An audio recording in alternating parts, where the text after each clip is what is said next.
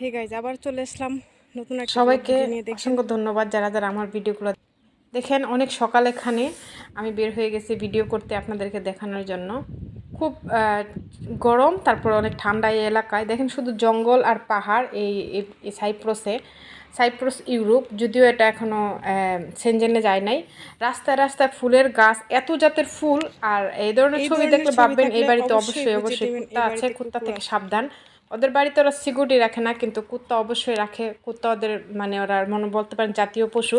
আমাদের বাংলাদেশে যেরকম আমরা একটা বাড়িতে সিকিউরিটি রাখি বা দারোয়ান রেখে অনেক বাড়িতে রাখি, কিন্তু এদেশে এটা না।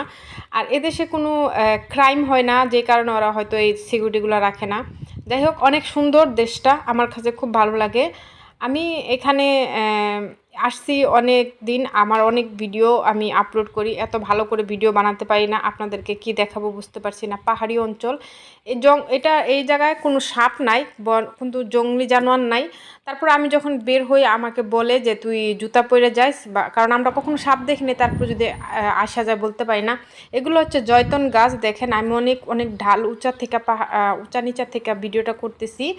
দেখেন রাস্তাগুলো দেখেন, এত ঢালু রাস্তা যে দেখেন ফুল আর ফুল।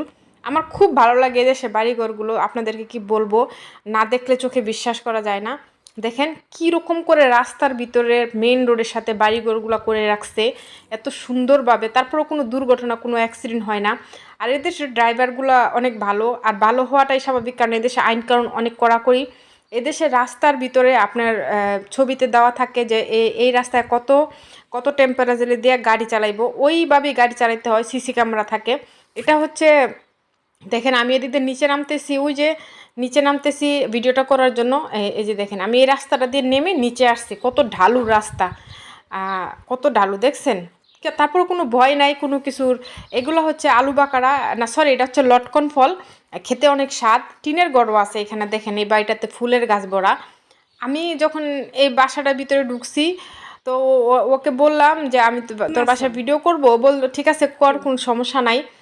তা ও পানি দিতেছিল, আমি আবার কয় ভিতরে সুন্দর আছে, তুই আয় ভিতরে আয় ঢুক। তো আমি আবার ভিতরে ঢুকছি, ঢুকা তো ভিডিওটা করতেছি। দেখেন খুব সুন্দর, খুব সুন্দর বাড়িটা, ছোট্ট একটা বাড়ি, কিন্তু যত্ন করলে সব জিনিসই ভালো হয়, এটাই স্বাভাবিক। সবসময় ওই আমার বলতেছে যে আমি 2-3 ঘন্টা ধরে এখানে পানি দেই, পানি না দিলে যত্ন করা যায় না, গাছগুলো বড় হয় না। প্রতিদিন 2-3 ঘন্টা করে পানি দেবো। আমার জিজ্ঞাসা করছে তুই কোন দেশের, আমি বলছি বাংলাদেশের। জিজ্ঞাসা করছে এখানে তুই কোথায় আসছিস, তো আমি ওই আমার যেখানে আমি আসছি ওনার নাম বলছি। তো উনি চিনতে পারছে। তো যারা যারা ভিডিওটা দেখেছেন অসংখ্য ধন্যবাদ আপনাদেরকে। ভিডিওটা ভালো লাগলে একটা লাইক কমেন্ট করে দিবেন। ভালো থাকবেন, সুস্থ থাকবেন, আল্লাহ হাফেজ।